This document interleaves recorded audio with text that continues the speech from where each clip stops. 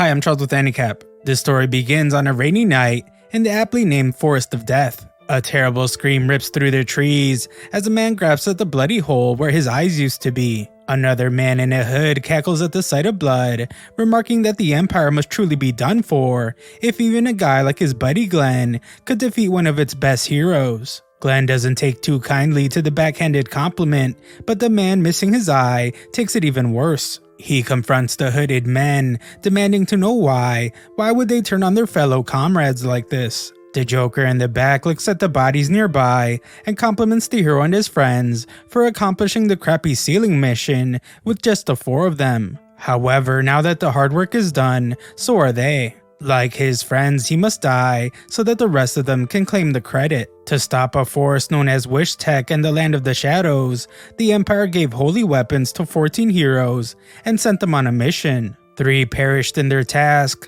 4 betrayed the Empire and were slain. In the aftermath began the Age of Glory, brought about by the 7 remaining heroes. The 7 hooded figures standing there that night before their bloody companion. With one final cry, the betrayed hero is cut down, and the rest is history. Years later, we arrive in Rielde, a port city straddling the river that crosses the border. A massive airship looms overhead as wagons below flow into the main gate. One such wagon has a girl hiding within, nervous but also excited. Soon she will be able to cross the border and reach the land of the 7 heroes, a place of peace and hard to pronounce names. Within the city, the warrior monk Raj is giving a speech to the people. Though it saddens him greatly to do so, it's his duty to conduct today's execution of stowaways. Raj continues his sermon as the prisoners are strung up and cruelly executed. He reminds the crowd of onlookers that the only way to cross the border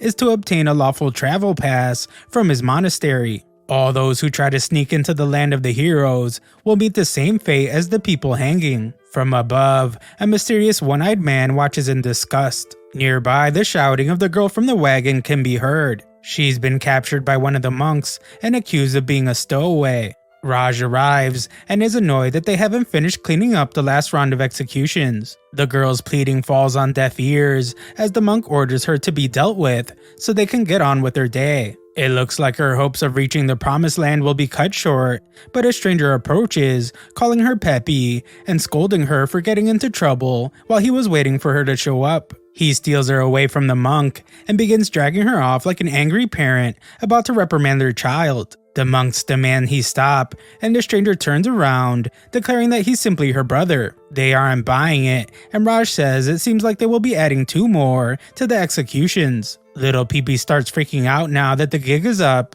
and the stranger reaches for his sword, realizing that words aren't going to work. Before things spiral out of control, a pair of hands grab the 2 and lift them off their feet. The one-eyed man from earlier has appeared, and just like the stranger before him, he tries to lie. Thankfully, he's got a better plan than that, however, and slips Raj a tiny little bribe for the monk's trouble. The gleam of gold has Raj acting up, and he changes his tune real quick. As it turns out, he now sees the buds of virtue in both these young souls, and greedily agrees to let them go free. One of the other monks starts to protest, but Raj shuts him up, and the 3 leave before any more trouble starts. They reach the waters of a canal, and the girl thanks the eye patch for saving her. Just then, the stranger gives her a thump on the head. He's annoyed because he was stowing away in the wagon right behind hers. Thanks to her, his plans were almost ruined. She bites back and says that if it wasn't for the other guy, he'd be messed up too. Eye Patch warns both of them that it's time to stop playing around and turn back. He pats the stranger on the head like a kid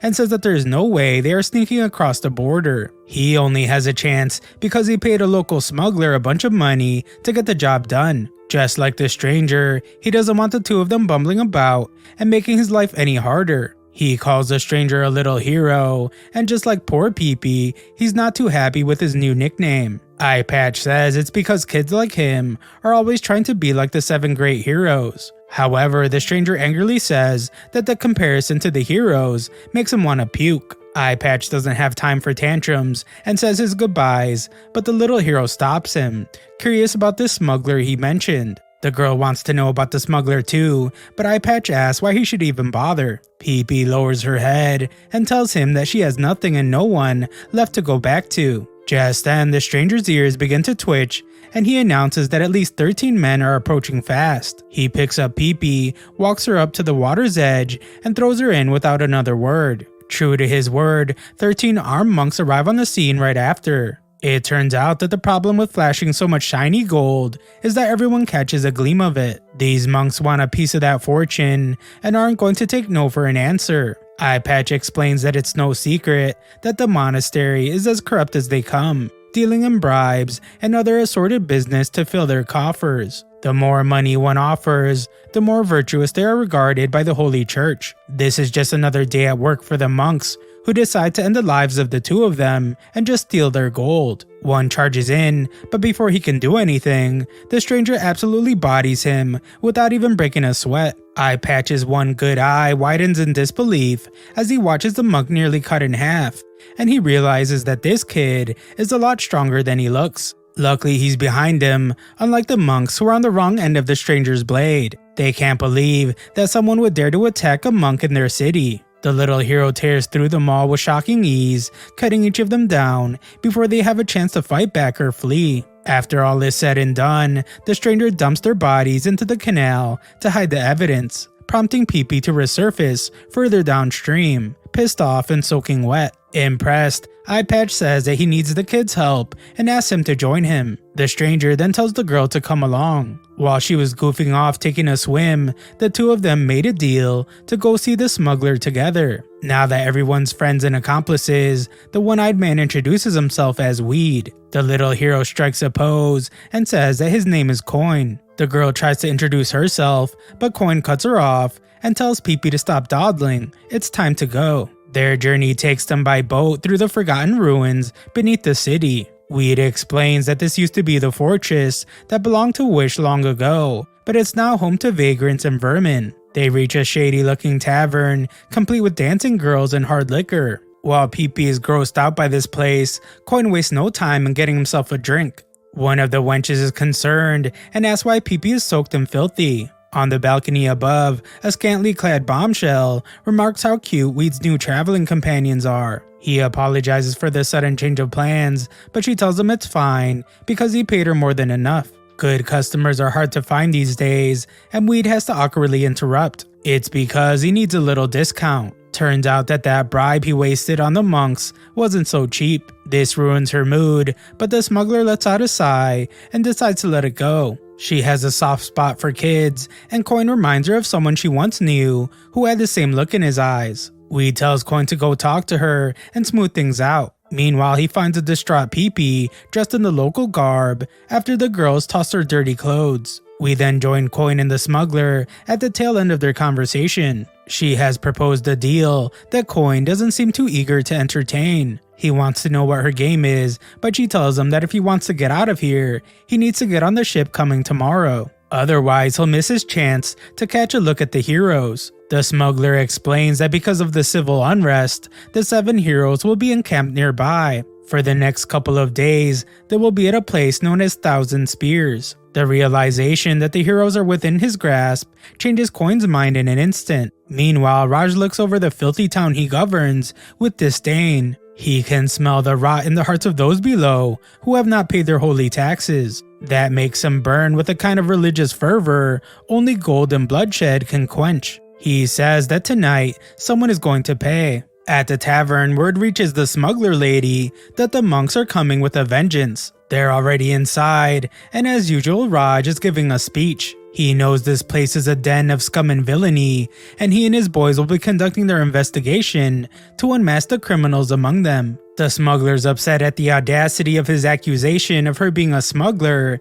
and she demands proof of her smuggling. Raj came prepared, however, and has some hobbit-looking NPC brought into the room as a witness. The little man wastes no time in calling her out on her crimes. With that done, Raj orders that the man be killed. This is surprising news to no one but the little man, who figured he'd be spared for telling the truth. He gets a big helping of mercy upside his head as a reward for all his honesty. Raj then orders his men to seize everyone, and chaos erupts. Weed fights back, but against such odds he can do very little. While everyone around him is getting cut to pieces, Raj grabs hold of his little Pee-Pee and starts squeezing. Things are looking bad, and Weed starts looking around, asking where the hell Coin is at a time like this. On cue, our hero arrives, and he does so with a dramatic flair. On the ceiling above, Coin cuts the ropes holding up a small boat. He then rides it all the way down onto the heads of the unsuspecting monks. Raj is freaked out by this kid and tries his best to name drop his boss. He says that Landgrave is not going to be happy with this.